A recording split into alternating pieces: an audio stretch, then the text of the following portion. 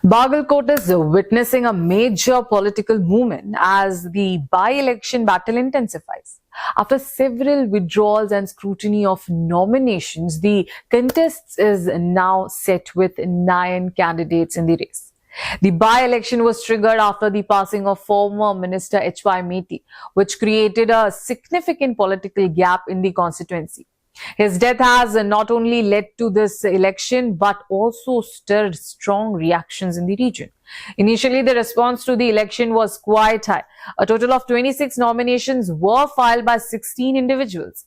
However, during the scrutiny process, only 14 nominations were accepted while 2 were rejected due to technical reasons. Later on, final day for withdrawal, the number came down further. 5 candidates decided to step back from the race, leaving 9 candidates in the final contests.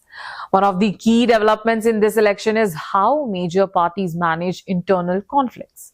Leader from the Congress party successfully convinced their rebel candidates to withdraw and support the party officially. Some of these candidates have now openly declared that they will campaign for Congress.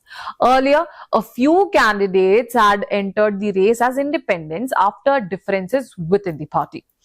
But now, most of them have stepped aside, reducing vote division for Congress. The main competition is expected between Congress candidate Umesh Meti and BJP candidate Veeranna. Both leaders are strong contenders, making this a closely watched political fight. Apart from these two, several other candidates are also in the fray representing different parties and as independent. These includes candidates from smaller regional parties as well as independent voices, which could influence the final results.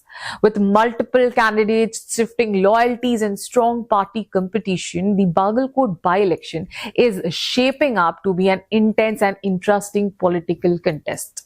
Now, all eyes are on the votes of Bagalkot as their decision will determine the next leader of the constituency.